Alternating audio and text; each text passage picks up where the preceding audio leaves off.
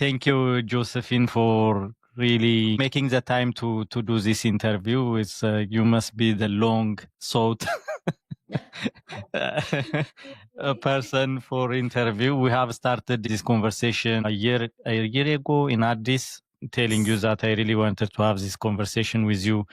You agreed, but somehow there was a new addition to the family. You took a leave, but they always say the right time is when it happens. I'm really, really happy that I have you today. As you know, the Voice of AFSA newsletter, we started it in 2022 just to shed light on some of the members, the leaders that are behind the food sovereignty and agroecology movement in Africa. AFSA is the largest civil society network pushing for food sovereignty and agroecology in Africa. We have 48 members in 50 African countries. I'm not sure if you have seen it. Last time I had a good discussion with the PELUM Association Secretariat, Huntington. So he was the one who inspired me to go deep into PELUM and seek some interviews, some ideas on the country chapters. PELUM Uganda is one of the strong country chapters in Africa. We had a lot to talk about, everything that you do in your own national PELUM association and the kind of activities that you are doing. But basically, I really want to start the question from you, just to know a little bit more about you, the journeys that you have passed, the experiences, the careers, so that, people can understand made you who you are, who is Josephine. Can you please tell us who you are and your upbringing? Okay.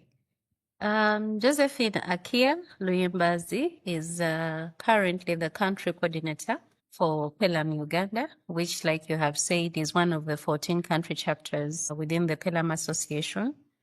And I've had this role ever since October 2001. But previously still, I worked as the head of programs for PELUM Uganda, a role that I also took on in November 2013. So PELUM is I'm not really new in the organization per se. Yeah. But before that, Josephine worked with the National Organic Agriculture Movement of Uganda as the head of policy, advocacy, and strategic working relations department, which was mainly doing a lot of work on advocacy, but also taking lead in the development of the national organic agriculture policy at that time, and working a lot on issues around GMOs, genetically modified organisms, which is also something that is very instrumental or threatens the being of the food sovereignty movement within the African system. Yeah. But before that, Josephine also worked with the Council for Economic Empowerment for Women of Africa as a program associate, where I was managing the DFID, which is currently UK8 projects. Yeah. And I was managing 3 projects. So SIWA was a women-led organization, and we're looking at aspects of women in gender in agriculture, gender in economic empowerment, but also gender in decision-making processes. Yeah. So that was my very first job when I had come from campus. Yeah. In terms of my academic, I started off, I don't remember going to nursery as far as my parents told me. And this was because my father was a head teacher of a primary school in one of Uganda districts called Jinja District. So I was always moving with him because my mother told my elders that as long as the last born clocks 3 years, then I will not have maids at home. So I am the last born at home. So when I clocked 3 years, yeah. When I clocked 3 years, there was no maid, and my mother was a nurse, so she couldn't take me to hospital. But my father, being a teacher, he would comfortably take me, so I would sit in the primary 1 class. So by the time I was clocking 5, I immediately just joined P1. So I didn't go through nursery. But because I was always in class, when a teacher would annoy me or I would get bored, I would walk to his office. So most of the times I was just roaming around the school, and everybody knew this was the headmaster's daughter. So I was able to learn I was English. trying to remember those kind of, friends that I have when I grew up. Always have those stories. Yes, Children of staff and going around classes, highly privileged. Exactly. I was one of those very privileged ones in the staff room. You're the only child there. So that was my childhood. So growing up, I attended primary living education, which is PLE or primary section, in one of the best schools then in Ginger District, which was Victoria Nile Primary School. Then from there, I went to my HSC. I attended one of the prestigious schools in Uganda then. That was Namasagali College. That was headed by Father Grimes. May his soul rest in peace. Is it in Kampala or? This one is also in eastern Uganda in a district called Kamuli. Then from there, I attended my advanced or HSC in Wairaka College. That is where I finished and then went to university. My university, I attended Mbarara, University of Science and Technology, where I did a Bachelor of Arts in Development Studies for 3 years. After that, I went and started working in Siwa, then moved on to Nogamu. Then while at Nogamu, because that was now the very first organization where I was interfacing aspects on organic agriculture, aspects on organic trade, looking at aspects of participatory guarantee systems, the certification processes, trying to understand in detail what are the organic principles. And as the advocacy person, I was challenged in one of my meetings by a researcher in the National Agriculture Research Organization, where we were talking about the GMO. And I was saying, no, we do not have to go GMOs, and saying all the narrative around the dangers of GMO. And then he told me, what gives you the mandate to speak about the things? Do you even have a qualification in agriculture? So I went back and I was like, okay, I think I'm speaking with passion. I have the facts, but I think I'm lacking the science in it. So as a result, I enrolled for my Master's of Science in Agroecology. And I'm happy to share that I am among the very first pioneers of this master's program, which was done by Uganda Matters University. But I also participated in the development of the course content then when I was in Nogamu, looking at especially how do we integrate aspects of policy, because we know that agroecology stands on 3 strands. So the science, the movement, but also the practice. So when you look at the movement bit of it, it's anchored around the advocacy and social cohesion aspects where we need to collectively advocate for the promotion and adoption of agroecology. So I was lucky that I was among the very first pioneers in this class and graduated. So that has greatly enabled me to speak from an informed point of view because I call myself a social scientist as a result. So after that's one of the challenge that we have, Josephine, when especially, people from the science background, they always think that we're just really repeating whatever is on the narrative, talking points and everything. They don't think that agroecology is also a science. It's not something outside of a science or against the science, or it's not as if we are against the science itself. It's just speaking the science. So I'm really surprised that they have this kind of, college courses in I'm not even sure if there is a similar one in any other African countries, to be honest. So what I remember, I think there are some. Sokoine University has a similar program because when we were starting this master's in agroecology, it was the University of Lund in Sweden, and then Sokoine University in Tanzania, and then Uganda Matters University. So those were the 3 pioneer universities that did agroecology. But I know now there are very many more universities that are doing agroecology. And I'm happy the program that this continues. Yes, it continues still today. It's still being done in Uganda Matters University, but also they started up a PhD program still on agroecology. This program is also ongoing with support from the World Bank this time around. So when I finished this and I was getting into this role, I did a bit of leadership related courses, project management courses, advocacy, a lot on aspects of gender and safeguarding. And then I was like, okay, now that you have a new role, what else can you do? So I also went into doing my second master's of arts in international development as well. And why I did this is because increasingly, because of my role, I'm in a lot of international spaces. where I need to know how to conduct international business at that level. So I felt this would also add value to my role, but also simplify how I articulate and do most of the campaigns at global level. So in a nutshell, that is Josephine in terms of her academic background and life while growing up. But other than that, Josephine is a mother. I have 5 children, and I'm happy that these babies are growing well by the grace of God. I am happily married to my husband. He's a man.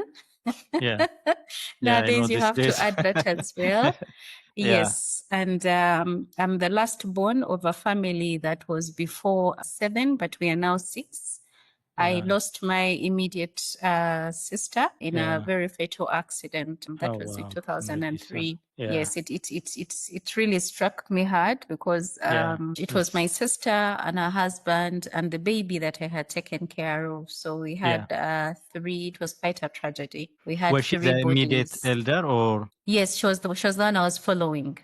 Okay. So the others are all still alive. Yeah, I know. Yes, but it's only her that passed on.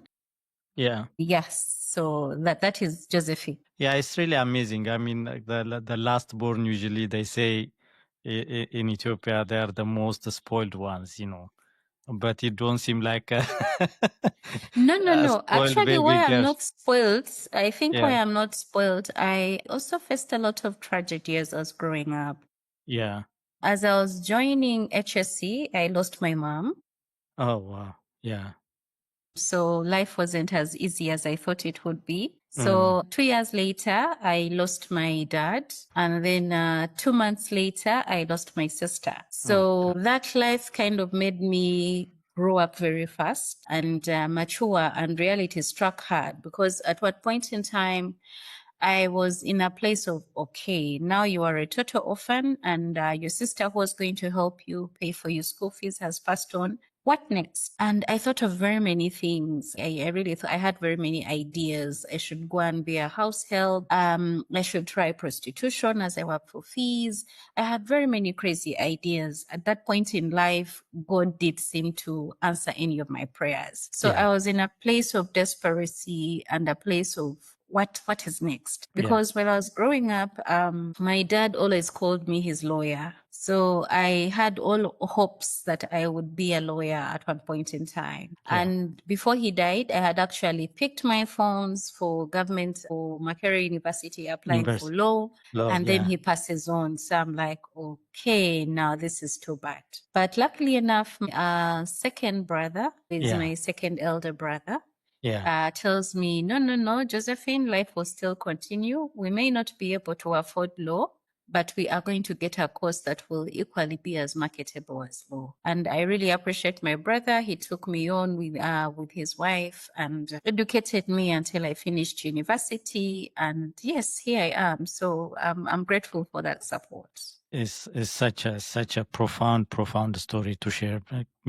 Sometimes these adversities, nobody really wish to be in those places. Those are the places that we dread for. But when it happens, God brings us strength with it. True. We have a saying in Ethiopia that God will not give you the challenge that you're not ready to face it. And so those are the things that made you who you are. It makes us strong, makes us fight, it makes us never give up. And these are the kind of qualities that build characters, that build who you are as a person and as a leader. I'm really, really thankful that you shared this to me, to be honest with you. It's, what more can you say? These are the things that will make you ready for the whatever positions that you're looking after. And the one thing that's really fascinating to me is your interest to learn. When I had my degree and start working, I thought that was it. I mean, why would I need to, continue learning? Where is that passion came from for you? Why do you still need it? You have a degree, you have a work, you have a career that curves out really pretty well, but you still wanted to improve. You get the challenge from a scientist and you said, okay, so I don't have this and let me go get something. And when you see yourself entering into the international, social movements platform and you said, okay, so that might be something I'm lacking. Let me go get it, So where did that passion came from? The passion for educating yourself to progressing and improving yourself? Thank you, Curabel. While I was talking about my childhood, I forgot to mention that, well, my parents were both informal sector, employed as a nurse and a teacher. They too were farmers. And I remember, well, growing up, I had a very small hoe. I no longer see those hoes. But while growing up, each child had a hoe depending on their abilities. So I had a very small hoe and I loved it very much. Yeah. And each time my role was to to plant the beans and to weed in the beans. That's what I think I could do as young as I was. So growing up and knowing that you can plant your own food and eat your own food. Selling was not too much. I think all the food was just for us to consume at home. I think it was the cassava that was for selling. Yes, cassava and maize were for selling, but also feeding the animals, because I grew up in a homestead where we had some little goats, we had some pigs as well. And with pigs, they eat everything. So cassava and the maize brand was what we were growing from the garden and giving the pigs. So for me, growing up in that kind of environment, already had be deep-rooted within. The passion was already deep-rooted from my childhood. So those memories always kept on coming back till today. I still do that even within my very homestead. I have very small kitchen gardens for me. So while growing up in this kind of environment, it reminds you that agriculture is not only a way of life, it's our culture, because then people would sit, you come and eat together and you share your food, where you connect. I don't remember any Christmas where we didn't sit as a family and you'd have everybody coming with their food that they've prepared and you share in this very beautiful African setting. So that is where my passion, my memories still kind of cause a bit of nostalgia in me, that I need to practice that I was taught.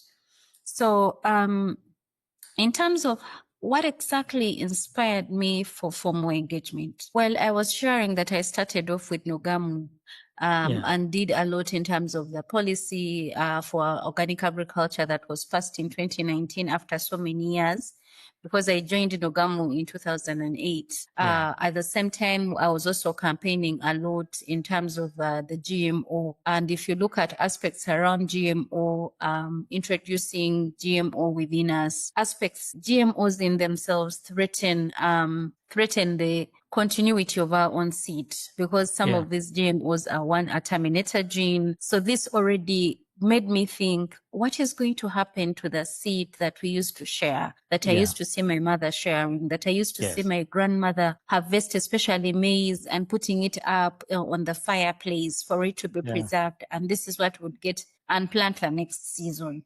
The GMOs also have aspects around patenting of seed, aspects of seed autonomy amongst the farmers, biodiversity, because if you look at the GMOs that are being introduced, they threaten our biodiversity. So that means that the diversity that we used to have, I already told you, we used to have maize, cassava, I was doing the beans. I remember sweet potatoes on, the piece of land that we had. Now, GMOs go commercial and promote a lot of monocropping. So that means that we wouldn't still have that diversity, but also the traditional knowledge that we had. I remember when my mother I've talked about the saving of the seed, which was entirely traditional, but also in terms of when it would rain, our mother would always tell us, where are the safari ants coming from? What direction are they going? Then that means in so much time, the rains will be coming. So let's prepare the gardens. It's the same everywhere.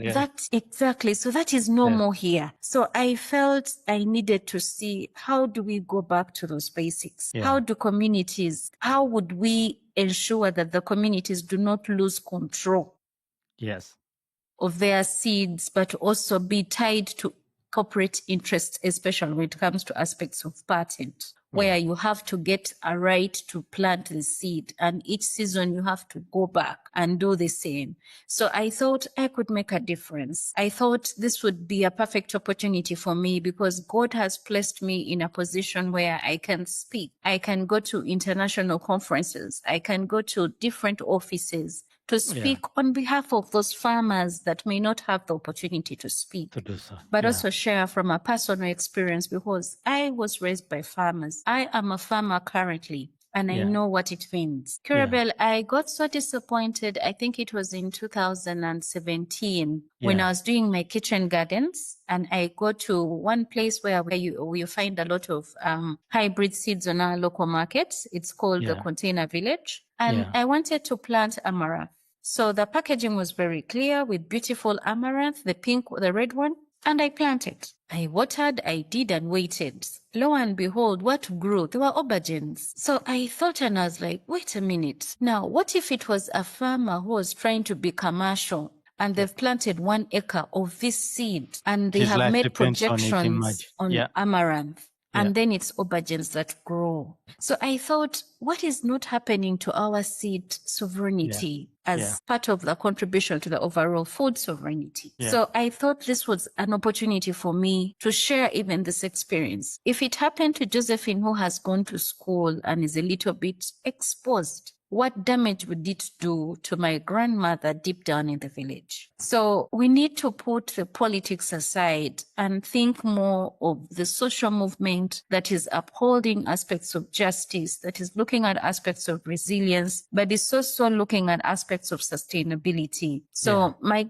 journey continues to be inspired by the strength of the smallholder farmers who have fed us for generations. Yesterday I was telling people, for me, my heroes, because in Uganda it was Heroes Day. The 9th of June is celebrated as Heroes Day. And I was telling them, for me, I'm celebrating the unsung heroes, the farmers that have continuously fed Uganda. We see trucks coming from the rural side, coming into the city with lots and lots of food. And we know that it's the women who are championing this. So this for me still is one thing that inspires me. So to me, those are my unsung heroes. And that's what inspires me.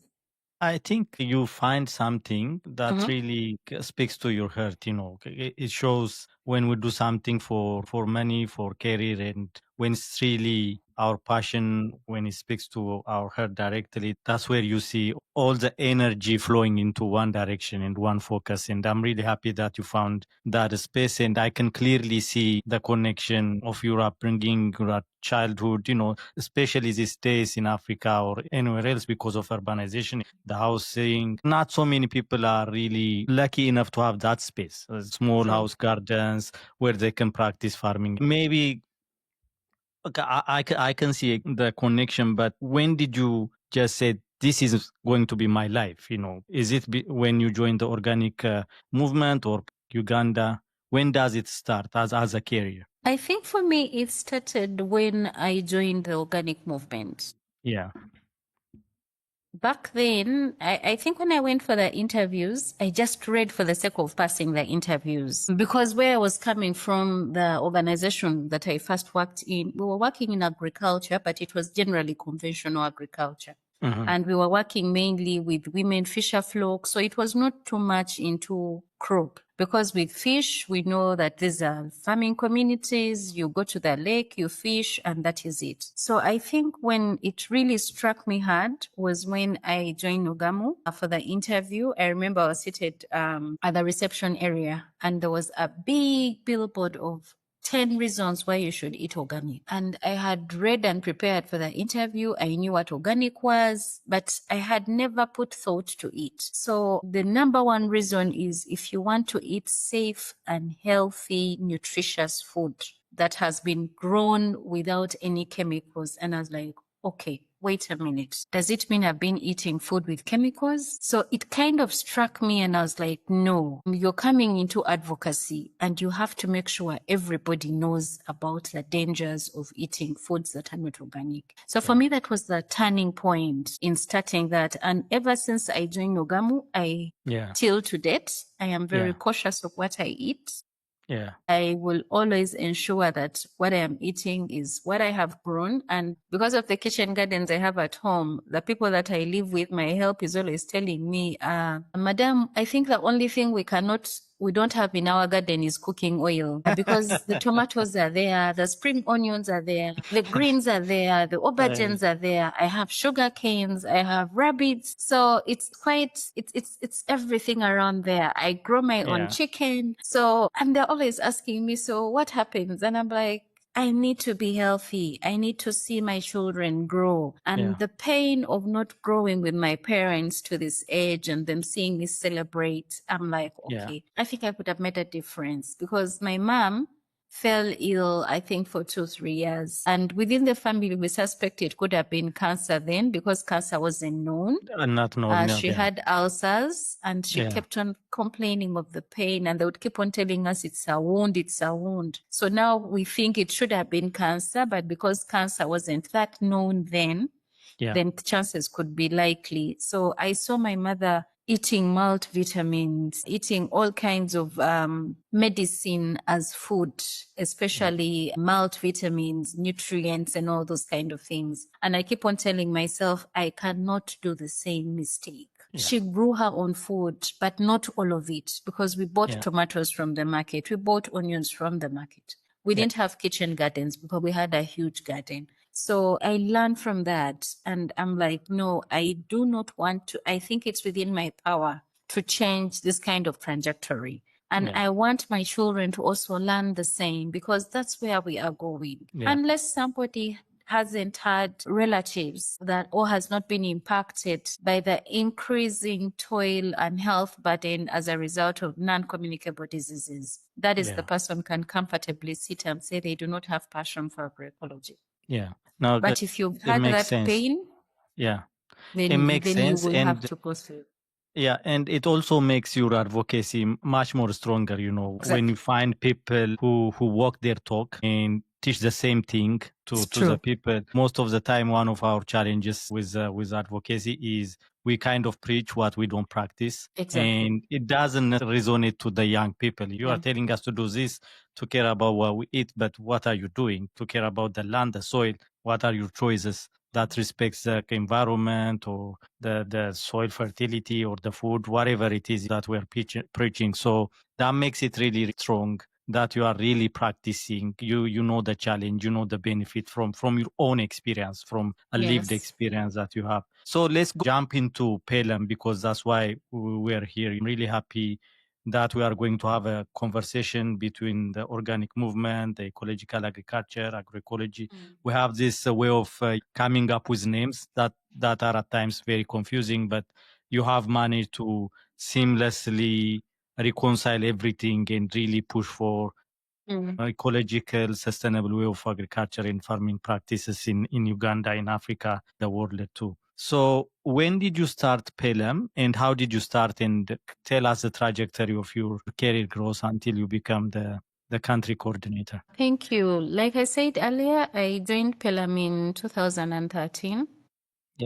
In November, and that was after working as a head of programs working as a program head of policy, advocacy, and strategic relations in Ogamo. So for me, God has been gracious, because I've kept on increasing in everything that in my career path. So from head of department, I came and I was the head of programs for PELUM Uganda, a role that I had from 2013 to 2021 October. Then I was able to grow into the role of the country coordinator in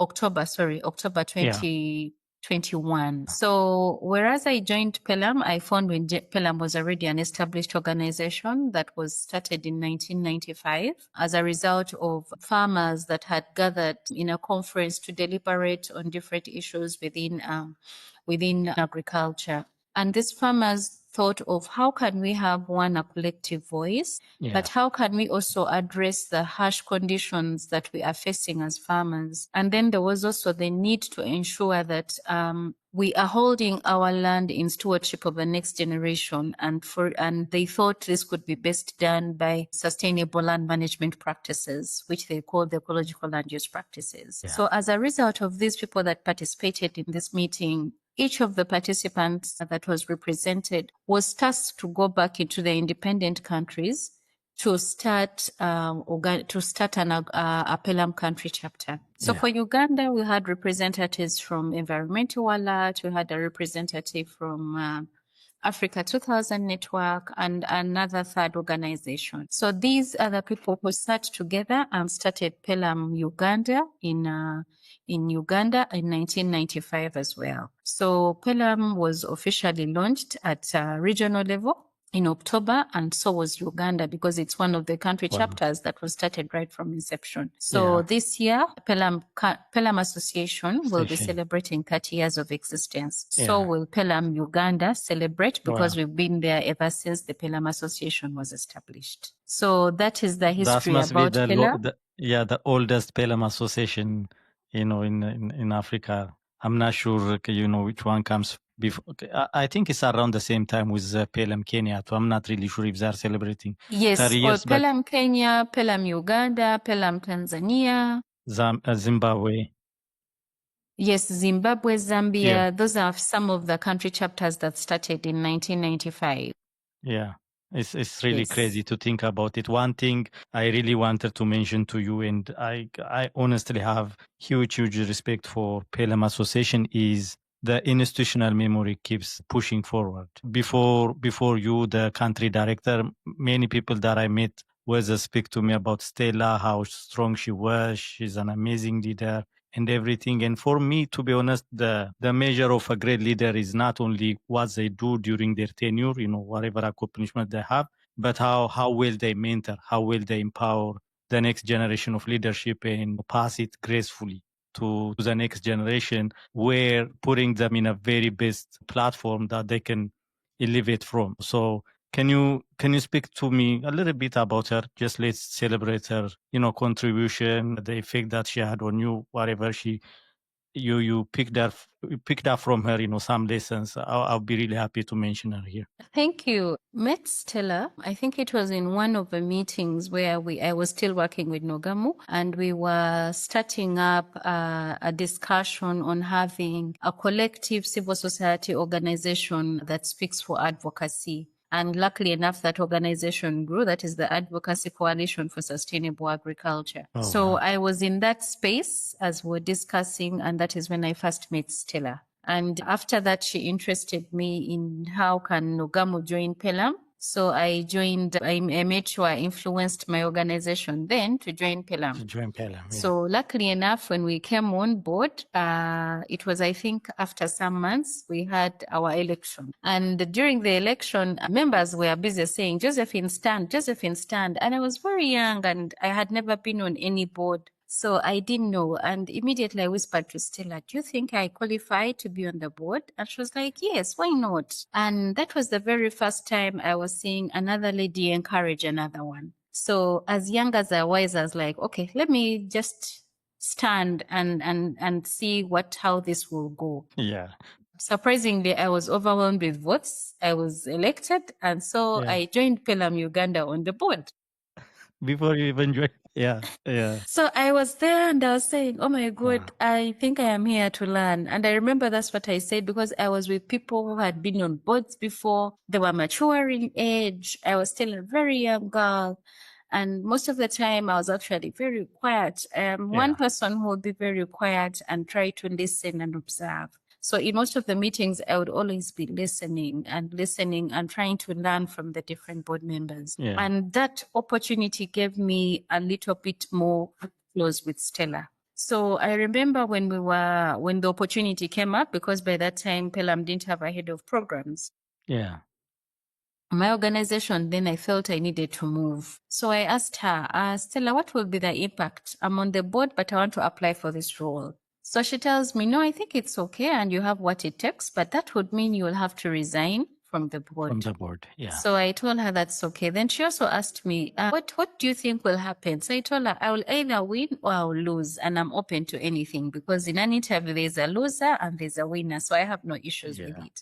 So I competed, and luckily enough, I got the job. Yeah. So when I got the job, I had now to resign from the board and now become a staff. So I was PELUM Uganda's very first head of programs. Yeah. So this opportunity gave me a very much more close up with Stella. Yeah. From Stella, I learned very many things, because being her deputy, there's a lot that I learned from her that I hadn't learned. One, I learned that when you make a policy as a guiding document, you stick to it. I learned aspects of systems and being compliant with the systems. Stella was a very meticulous person and had a very detailed eye, a very critical eye to detail.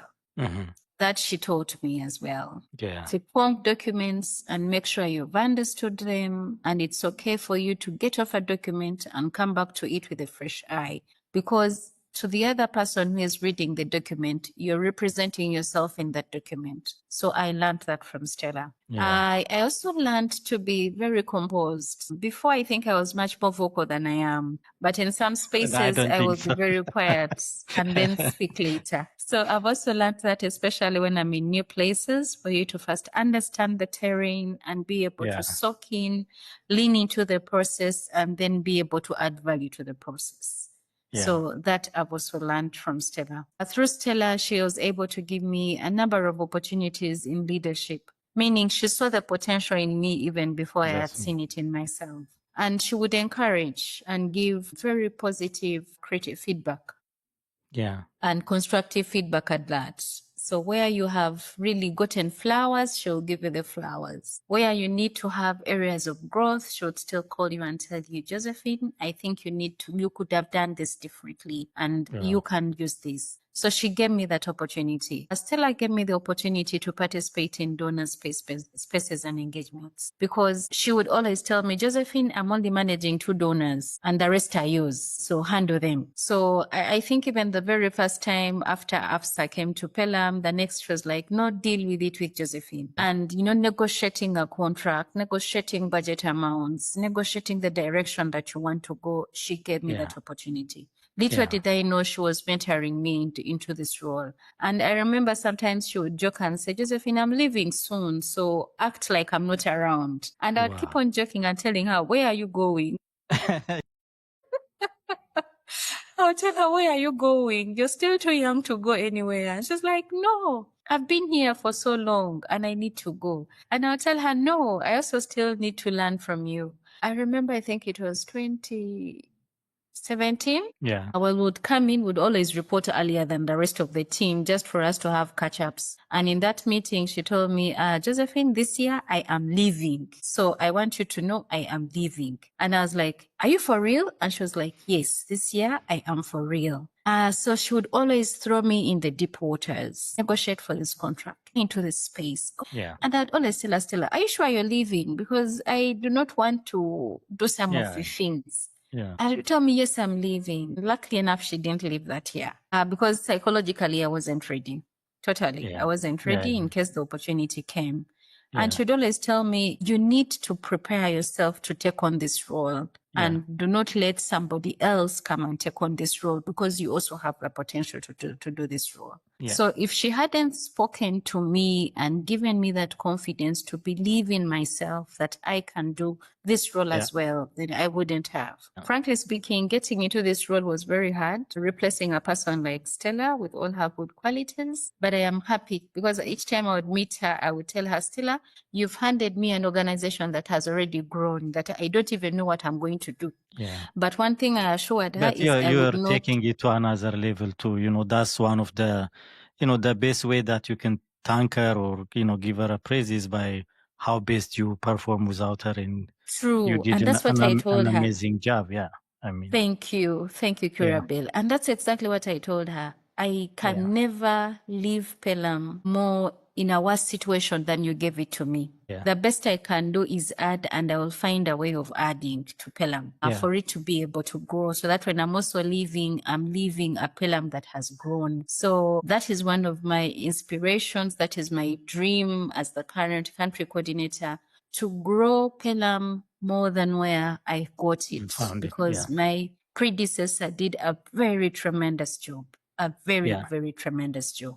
I'm blessed from the feedback that you're giving me that it's growing. So I need to see it even grow much more. So that when I'm also handing it over, it's PELUM is a force to reckon with. I am really, Josephine, I'm really happy that we mentioned her, because, it's in our culture. We're not used to that much of celebrating people while they're with us. We always wait until they age, do this and do that. I hope this would be something that the next generation will learn from, appreciate from us. That's how we grow institution. No one can start and finish it by himself. Everything is, passed down upon. So I'm really happy we mentioned there. So let's talk about a little bit more about PELUM, some of the activities, the program areas that you are working now.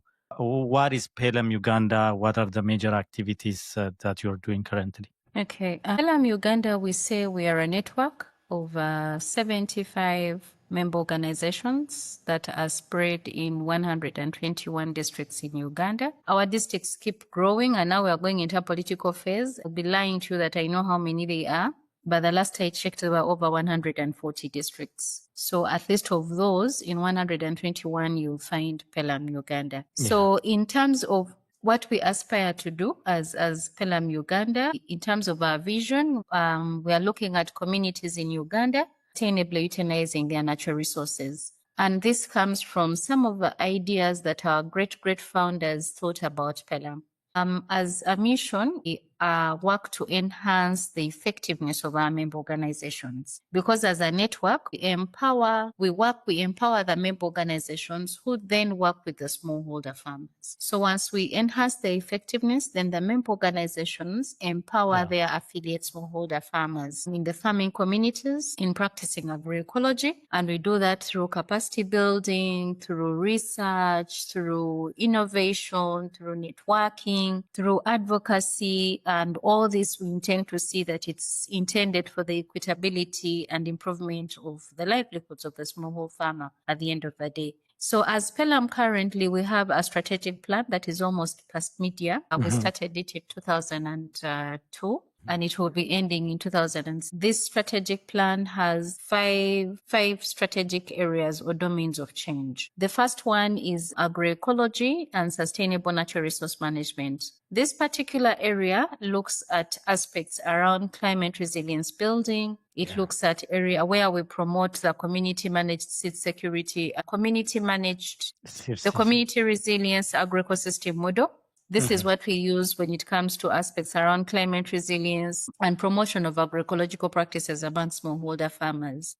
Where we promote different practices when it comes to agroecology, where we promote different innovations around climate change, promotion of agroforestry. We look at aspects around soil and plant health and animal health therein. We also have interventions around farmer managed seed systems, where we are addressing aspects of timely access to quality planting material, but also planting material that the farmers are able to contain and control within their midst and do not have to continuously rely on other people for their seed. So here we have interventions that we do. For instance, some years back, we did a seed caravan where we had different member organizations traverse, I think it was the eastern region to the northern region, trying to look at how those communities work when it comes to seed. We have farmer field schools where we have done demonstration on different seeds,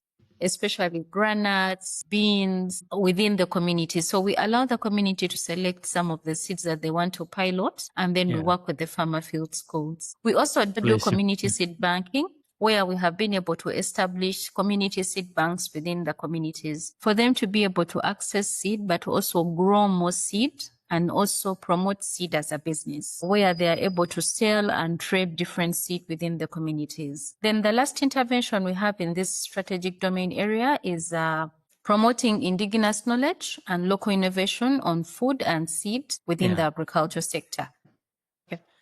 So then the promotion of indigenous knowledge and local innovations on seed. And here we look at traditional and indigenous seed. So here we have what we call the Indigenous and Traditional Seed Fair that we hold annually. And this year we shall be having the 15th National Seed and Traditional Food Fair. Then we also do promotion of conservation, but also preservation of this indigenous seed within the communities. The other area of domain of change is agroecology markets and business development. Now, this one is basically inspired by the fact that farmers would always want to practice agriculture when it's adding value to them in terms of income. So this particular strategic area of change looks at agricultural value chain development, where we have a model that we call the PESA Agro-Enterprise Marketing Model that helps us train the farmers on how to grow their farming as a business, where we are looking at aspects of agroecology and territorial markets, for instance, where we are looking at linking the farmers to different business service providers. We're looking at aspects of product development, but we are also looking at how they can better structure themselves as a business at that level. Then we also organize what we call the Agricultural Markets and Systems Expo. We abbreviate it as AMIS. This year we shall be having the fourth, where we bring different business service providers, different value chain actors to discuss. We have business clinics, and these all interface with the different farmers that we have on member organizations. Then we have aspects of improved quality and standards, because we are talking about agroecology, which is safe, healthy, and nutritious for the people to consume. And as a result, we have to look at how are we able to stand in guarantee between the consumers and the farmers that what they are eating is actually safe. So under this particular area, we train the farmers in participatory guarantee systems. We also do support them in establishment of these participatory guarantee groups. We have over 40 PGS groups right now that we are trying to support in terms of certification. We have been able to establish a database of agroecology entrepreneurs as well. And also linking them to different territorial market actors for them to be able to create different business linkages, but also see how they can together work effectively to improve the quality of products, but also traceability of some of these products. We've also been able to do convenings of agroecology actors, especially entrepreneurs, those that are members of PELUM, but also those that are not members of PELUM. So these come together, discuss different issues around their markets, look at different opportunities that they have, but also go ahead to create partnerships amongst themselves as business actors. Then the last one is on agricultural financing. We all know that most of the formal financial sectors shun providing credit facilities or services to agriculturalists. This is because they believe agriculture is very dependent on weather, and with the increasing changes as a result of climate change, then there is no collateral for it. So we have been able to link our farmers with Uganda Insurance Association to see those that are able to insure some of their products. But we are also able to work with different financial service providers, especially financial institutions, on what are some of the friendly packages that they can offer to the farmers in case they want to access financial services. We've also gone ahead to support the farmers to establish through training them through village lendings and savings associations. And we have some that have gone ahead to grow into cooperatives, and they are doing internal lending amongst themselves at very minimal rates, but at friendly terms compared to what it would have been to financial institutions. Then the other program area is policy and engagement, where we are looking at aspects of policy advocacy within the agricultural area, within the agroecology reign. So here we are basically looking at how do we integrate agroecology within different plans, different strategies, different policies at local level, at national level, at regional level, till international level. So we have participated in a number of campaigns. For instance, we always have annually the Land Awareness Week, which is basically looking at aspects of land justice within the farming communities, aspects of access to land, utilization of the land within the farming communities, but also with a very clear bias on women's right to land. We also do have interventions around climate change, where we are looking at climate financing. We are looking at climate alternatives in terms of mitigation and adaptation. We have done and influenced the development of the national positions that have been shared in the Conference of Parties under the UNFCCC processes that we've done under COP in different arenas. We have also engaged on aspects of engagement of the UNCCD, which is looking at desertification, where we are looking at aspects of sustainable land management. We've also worked on interventions around national budgeting or national financing, where we look at the national budget and try to see how much of the budget that the government has allocated speaks to the agriculture sector, and how much of that speaks to agroecology in particular. We no longer have sectors, we have programs. So it's called the Agro-Industrialization Program. So trying to dissect the budget and see how much of it is actually trickling down to agroecology-related interventions. We have engaged on campaigns against aflatoxins, where we had Ugandans' products that were banned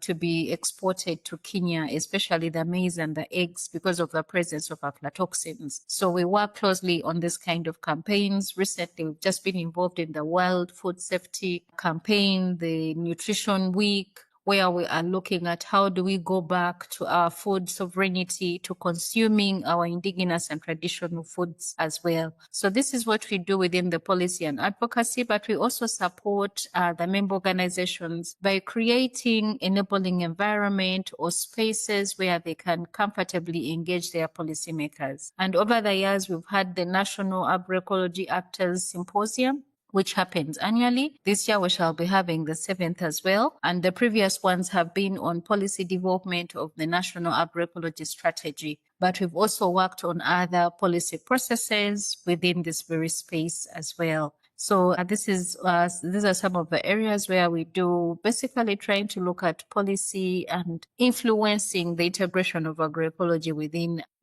this. We've also gone ahead to establish what we call model villages or agroecology villages, which are basically demonstration areas where policymakers can be taken to see agroecology physically. We've done campaigns. I think to mention the GMO campaign. Ever since then, GMO is still an issue. It has never ended. And we've done quite a number of policy researches as well, where we believe in evidence-based advocacy and collaborative advocacy, where you give options to policymakers and don't only ridicule them for the gaps that you've identified within different policy processes. But then we have the program quality and delivery.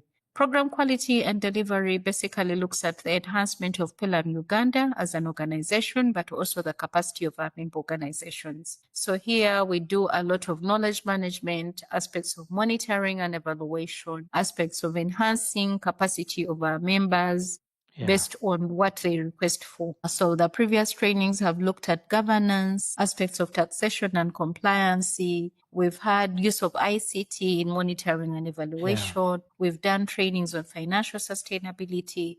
So these are on governance and leadership as well. So these are requested by the member organizations depending on what they want. But also within this area, we also are cognizant that PELUM cannot operate as an independent organization. Even when we have member organizations, we need to also be part of another bigger social movement. So we look at establishment of partnerships, but also maintaining those partnerships that we have. So through this process, we've been able to work with civil society budget advocacy group when it comes to aspects of budget advocacy. When it comes to issues of trade, we've worked with CIATINI. When it comes to issues of land rights, we have worked closely with the Ministry of Lands, Housing and Urban Development. We've worked with the Ministry of Agriculture on most of our campaigns, the climate change, the GMO, the National Agroecology Strategy, the Organic Agriculture Policy. So in that policy discourse, we've worked with these ministries. We work with the Ministry of Trade,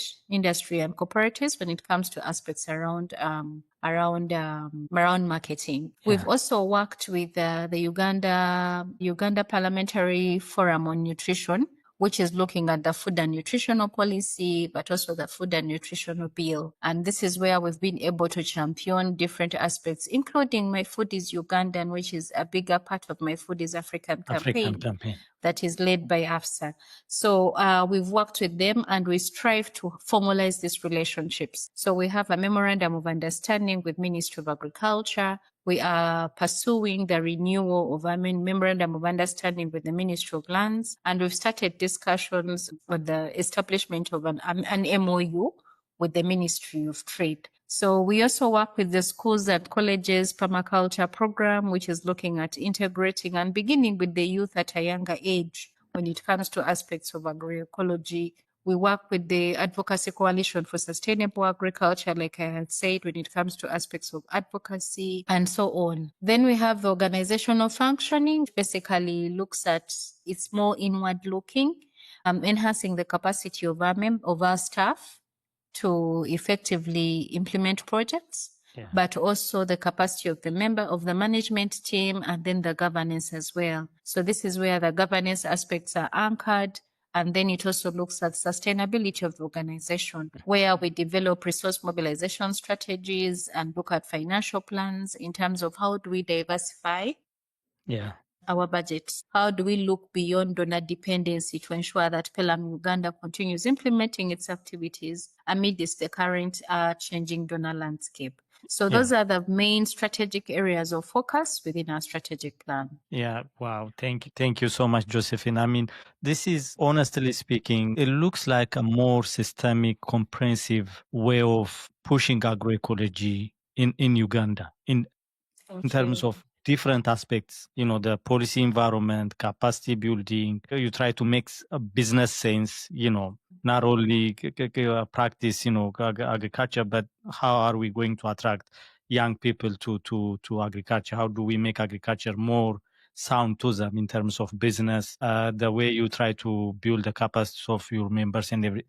It looks a more systemic understanding and a systemic approach to address every issues. But one thing that I really, really admire about PELUM Uganda is how fresh are the name of the programs.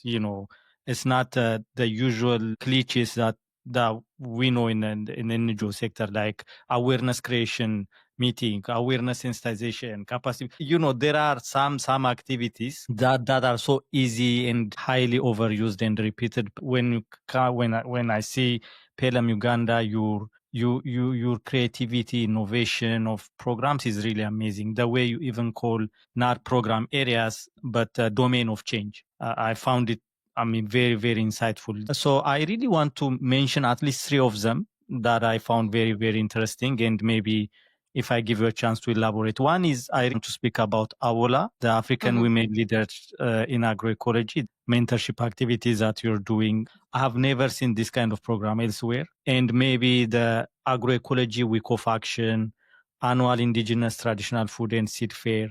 I really want to know more agroecology strategy that you're pushing on the national level, the advocacy part of it. So where is it now? How are you pushing? Okay. Thank you so much, Kiribel. The African Women Leaders in Agroecology started as a discussion in 2019, 2018. Then in Uganda, this was through one of the partners meeting by Tudor Trust grantees, where we had PELUM Uganda, we had PELUM Kenya, we had St. Jude, we had other coaches in the Mid East, and then we had Stella as the country coordinator. We had Mr. Zachary Makanya, who was also the country coordinator for PELUM Kenya then. And in that discussion, the trust was asking them, how can we bring more women on board? Beyond the women in this group, how can we ensure that we have a sustained pool of women leaders within the agroecology space? So this idea started to be in that space, being championed by Makanya and all those different people that were around. And Tudor Trust was kind enough to say, we are willing to support you in case you materialize your idea. So that is how the women, the African women leaders in agroecology came around. Basically to bridge the gap, but to also ensure that there's a sustained pool of women leaders by the older women that we saw that were aging and getting freed at that time. So the whole idea of this AWOLA project, which is currently led by PELUM Kenya, PELUM Uganda only comes through as one of the implementing country chapters. With the Tudor Trust funding, it is PELUM Uganda and PELUM Kenya and PELUM Zimbabwe. But I'm aware that PELUM Kenya has gotten more funding from EU, and they are spreading towards the western side and a bit of the southern area to bring on other chapters as well, but also other partners. because I'm aware that Malawi has also joined the initiative currently, and Nigeria also has some of the partners there that have also come through. So the movement is growing a little bigger. So within the AWOLA space, we are looking at mentor-mentee, where we identify different women mentors that we link to the mentee to the mentees for a period of 1 year, and they discuss different topical issues based on their areas of growth as mentees, but also clearly linking them to the areas of expertise of the mentor. So these meet on a monthly and have a tool that they use to follow based on their aspirations and the areas of growth, especially for the mentor. For the mentee. So we look at them, we assess them, and after a year, we graduate them, but we maintain them within the pool to make sure that we are taking track, but also following them through on how the program has impacted on them and to see their different capacities. So we have leaders, mentors that have been mentored in leadership, in program management, in advocacy, in product development, in entrepreneurship for agroecology, in human resource, because some of them are already human resource managers or working within the human resource function of the organization, but they do not know some things and they want to come and learn from different people who have done it. So those are the mentorships that we are doing. Some are being linked to academia because they're doing research on their products and trying to see how they can get their products out in the market. For instance, we have a mentee who was doing biofertilizer and biopesticide and needed to work with Uganda Matters University or with professional scientists within agroecology to help them walk through that process as well. So this is what the mentorship program is about, and I am happy that we have generated currently over, because for each cohort we have around 6 to 7 mentees. And this is the third cohort. So for each cohort, you have at least 6 or so coming through. So if you look at the different countries as well within these cohorts, at least we can comfortably report that over 50 people have been mentored within the AWOLA project. And that's only with the Tudor Trust funding. So we are optimistic that with the EU funding, which is a little bigger, we'll be able to reach more young leaders within this area. You also asked about the National Agroecology Strategy. This is a process that we also started in 2019, following the discussion that was held in the International Symposium. I think it was the second symposium on agroecology by FAO. So in that meeting, one of the declarations was for countries to go back and upscale the promotion of agroecology. So PELUM Uganda was part of the participants in that meeting. So we came back, engaged the ministry about the idea, and we were guided to write to the ministry and ask that a department be designated to do this process. So we were lucky that they designated the Department of Crop Resources, where we already have a champion on agroecology, Commissioner Alex Rakuba. And we started on that process. So a consultant was hired, and we did the very first draft of the agroecology strategy. So this has been subjected to national consultations within the different parts of the country. And unlike the policy, which has to go through cabinet, through the development of the RIA is regulatory impact assessment, but also get a certificate of financial compliance. The strategy is approved by top management. So as we speak, we have a technical committee, but we also have an inner working group, which is chaired by the commissioner, but PELUM Uganda is the lead civil society organization. And we do this with other civil society organizations as well that are passionate and very strong on agroecology, plus academia. So currently, the strategy has been presented to top management on 2 occasions. At the first occasion, we were asked to realign and update our data because the data that we had put was a little old and we needed to update it to the current statistics, which we did. And then the other was answering the question, can agroecology feed the world? And still we needed more evidence for the permanent secretary to be very sure that agroecology can actually feed the world. Then the other comment that also came through is when we were developing the strategy, we only looked at agroecology in terms of crops. We did not broaden it to look at livestock, to look at entomology, the insects. So they told us we have to integrate all those other sectors, which was a very good side because it was a big omission on our side as a technical group. And this has now been done. So we have a very good draft, which is ready for presentation to top management. Unfortunately, top management has not sat for a while, but through the minister, the state minister for agriculture, he was able to present or give a debrief of the national agroecology strategy to the cabinet as providing updates. So we are sure that from this stage, it will go back to the top management and it will be passed because it's fully complete with a strategy, a costed strategy and an A plan. So that is where we are, and we are very optimistic that it will be passed as well. Yeah, it's very, very impressive, PELUM Uganda, the way you're close with government officials, working with parliamentarians, key decision makers,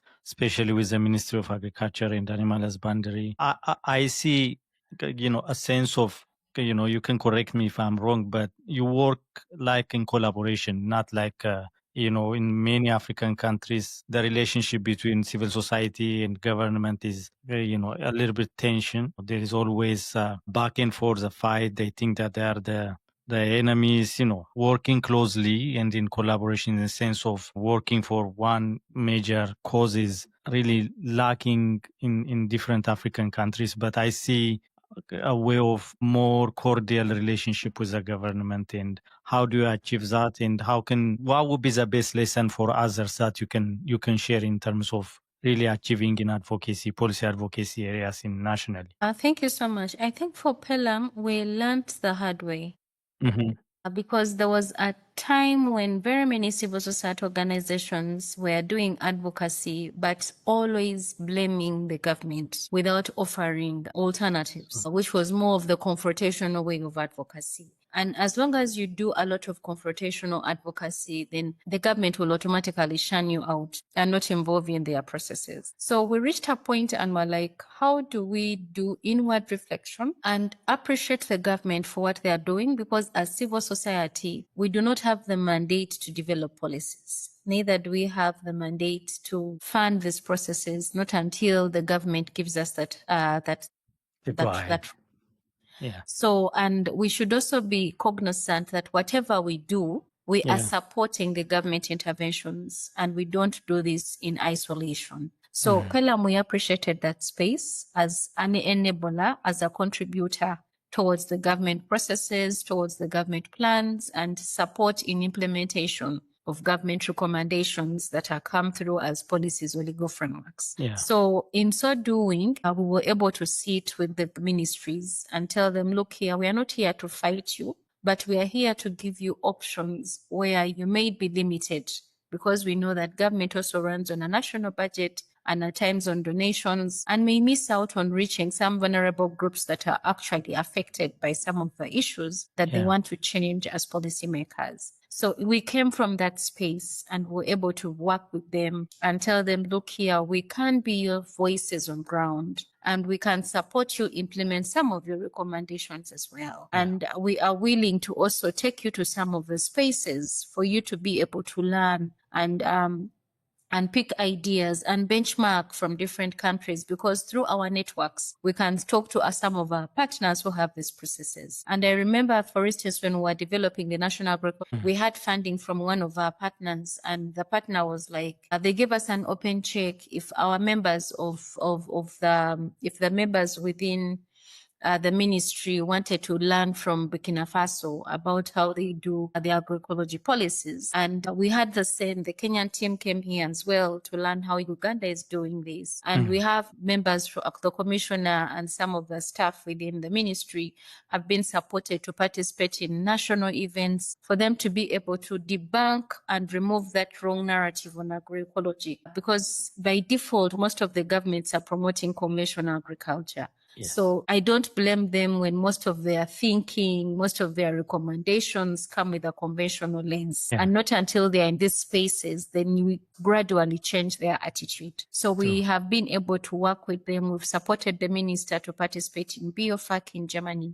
BioFAC is one of the biggest organic agriculture trade fair where they're talking about issues on standards, issues on participatory guarantee system, where here he was able to interface and see that actually what the farmers are growing is actually exported and is contributing to the national growth, domestic product of the country. It's generating revenue and is employing a number of people. We were able to take the minister still in the East African Agroecology Conference. He participated in the first and recently he was able to participate in the second. So this kind of exposures, this kind of platforms help change their attitudes and make them more of our champions. And it was after the minister participating in the conference that he came back and said, no, I need to brief the president. I need to brief cabinet about agroecology because it seems they do not know. So you're having somebody speaking passionately for what you do because he considers you as an ally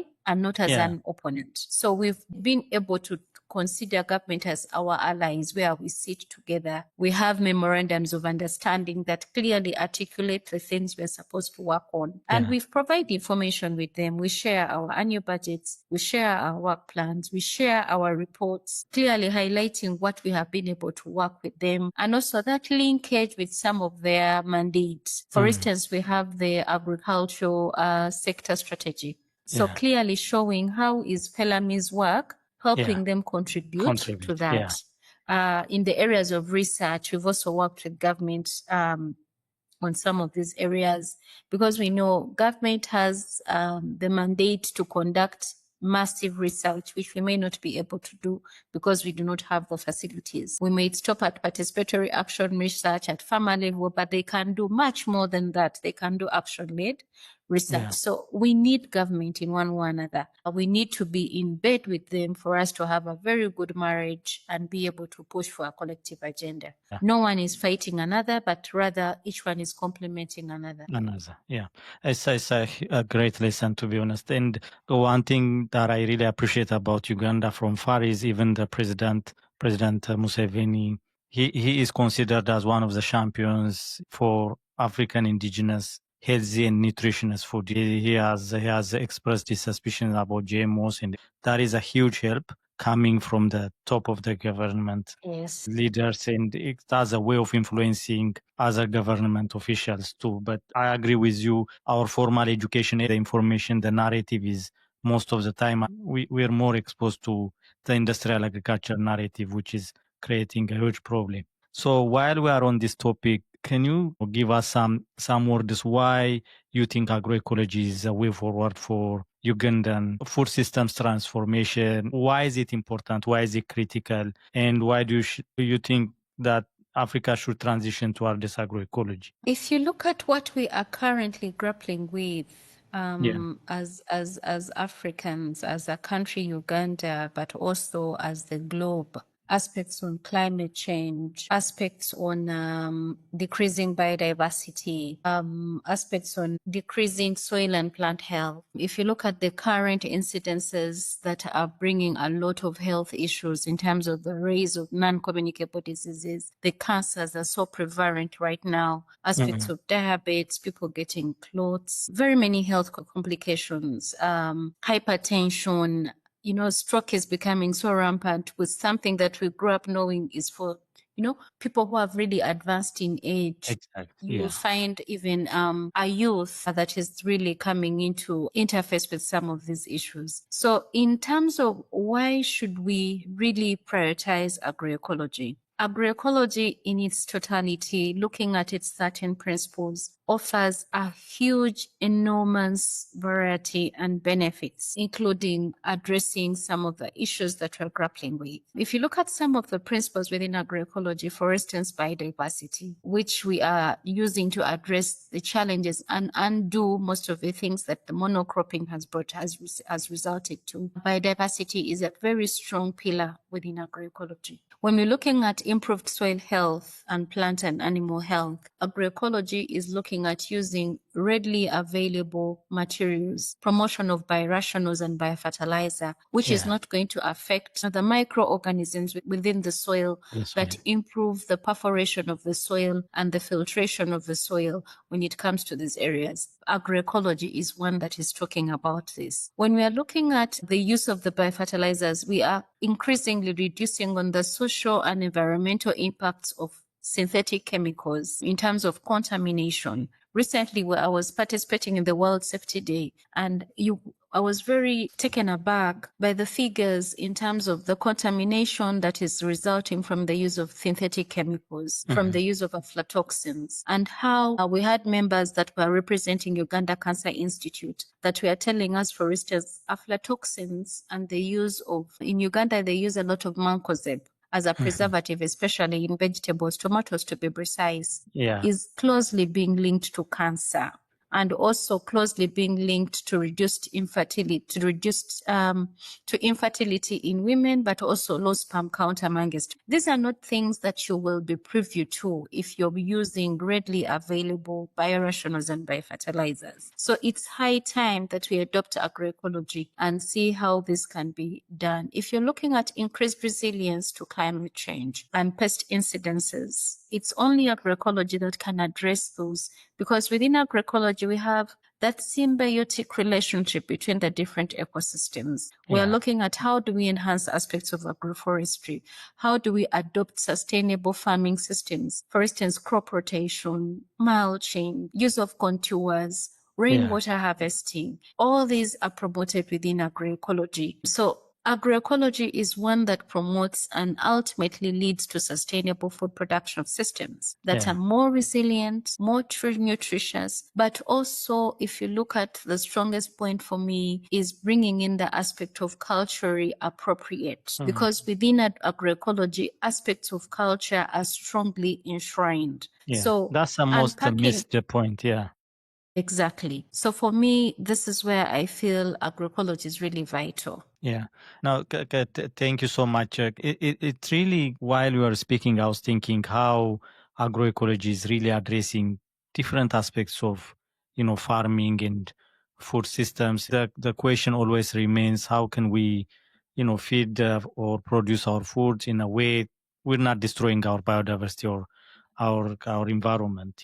So what's your message or advice for a young African generation to embrace this agroecology movement, to show them that there is a way other than the industrial way of agriculture, promotion of these monocultures or the influx of this big food culture in Africa from the West, the KFCs, the McDonald's, everything is coming now. There is a huge, huge push to change our food systems, the way we consume, we produce our food. So what would be the main thing that you would advise them to resist this push toward this industrial agriculture in Africa and look for the solutions nationally, internally, embrace their culture and their food and their food system in the national context? Okay. I believe these are really critical times that most African continents, and I believe the world globally, even our friends from the Western world, are facing. So if you look at all the world or the world in totality, we are grappling with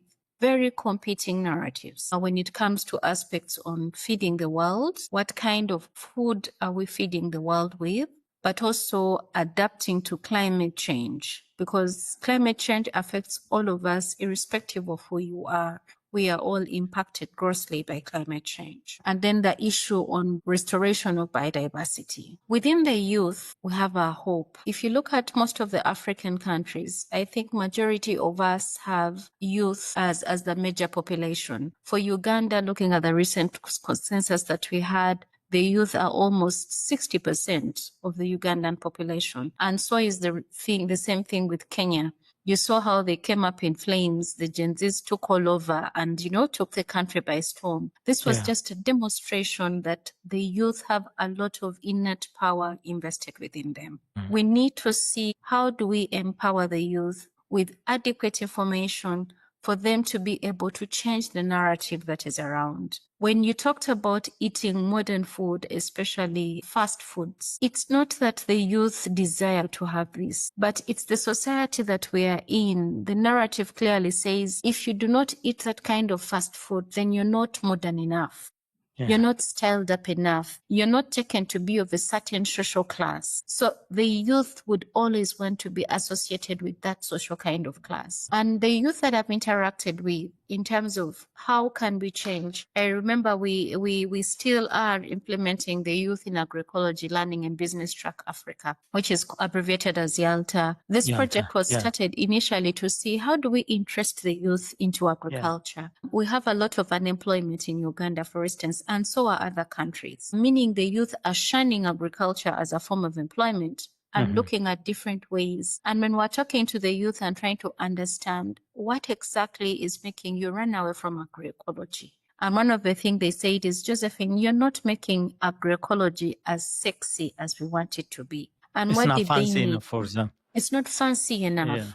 How do we integrate ICT, for instance, within agroecology? Because any youth would want to market online. They'd want to have a TikTok account and show their products. They'd want to, use technology.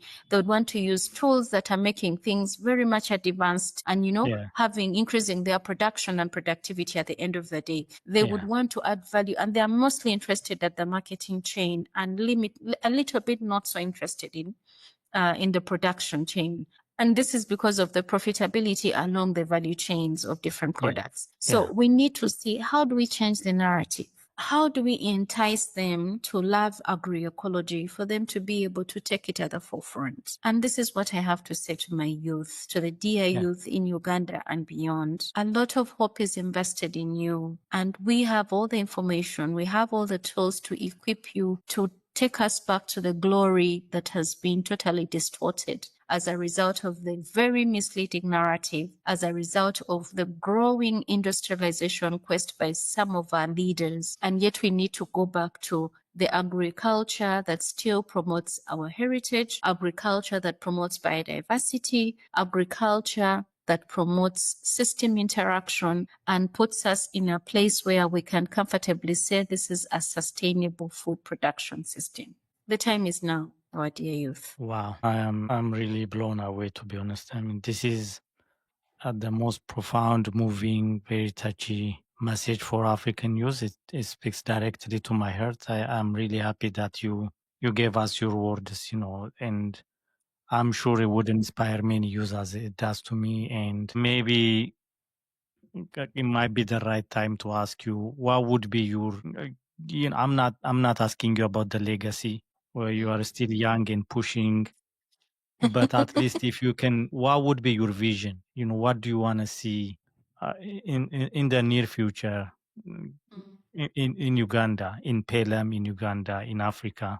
Can you tell us at least, if these 3, 4, 5 things happen, I'll be the happiest, the most content and fulfilled person? What would make you to feel that way? I would have fulfillment if everybody, regardless of status, everybody deserves the right to access safe, nutritious, healthy, grown food with dignity and without corporate control. Each one of us, regardless of who you are, we eat. So for me, if God can just help me continue my work so that I leave a legacy, or I am remembered for Josephine that did as much as possible without any discrimination and fought for equitable access to safe, nutritious, healthy food that dignifies us as individuals in our independent cultural identities that we have, I would be very happy. I'm sure that day would come in Africa, where we will all really start seeing the adverse impacts of industrial agriculture.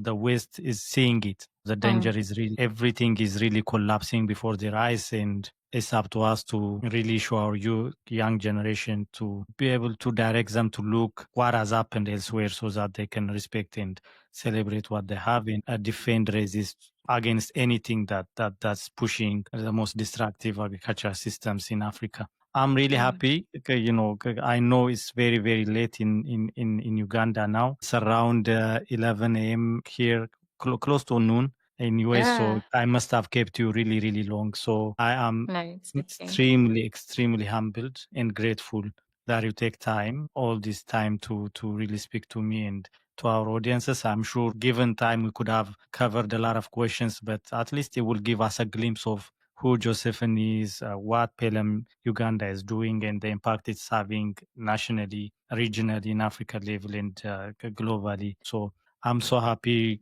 that you gave us your unreserved time. Thank you so much, Josephine. Thank you too for pursuing me. It's been long coming. We've kept on rescheduling and redoing. So today I told myself it has to end. In our local language, we say chigwa lero. It has to be done today. So today I was very determined that we conclude this so that Curable can have his long-awaited story. And I'm happy to have been given this opportunity. I know there are very many leaders out there that you would have chosen from, but choosing to listen to Josephine in terms of her perspectives, but also share about PELUM Uganda's perspectives is truly humbling. And I really hope I've poured out my heart. I've really poured out my heart. And I just hope my message will touch one or two people. But especially, I'll be greatly humbled if we have two youth that have listened to this and make a transformation, make the right choices, because all our hopes are in the youth. We say we are holding this environment in stewardship of the next generation. And for me, that is where I'm coming from. Josephine Incurable will be no more, but our children, our great-great-grandchildren will be there. What is it that you'd want to hand them over? So I'll be very happy if my great-great-grandchildren come and find an environment where there are birds singing, there are bees flowing, and they're able to know that this is how food is grown, and they're able to go to the tree and pick a mango and eat it without any form of hesitation. So that is the place where I want not to tell them, look here, just wash this plant before, before you eat this apple. First, it has a lot of chemicals. First do this. So I want to go back to that space where you'd sit in the garden and you're breathing fresh air and not air full of contamination and congestion. And so I aspire to see that one day. Continue inspiring us. We'll leave them, our readers, with a PELUM Uganda website, all the information that they have, all the social media handles, so that they can start following you, learn from you, get inspired, get into action, participate, engage, transform in all the activities that you are working on.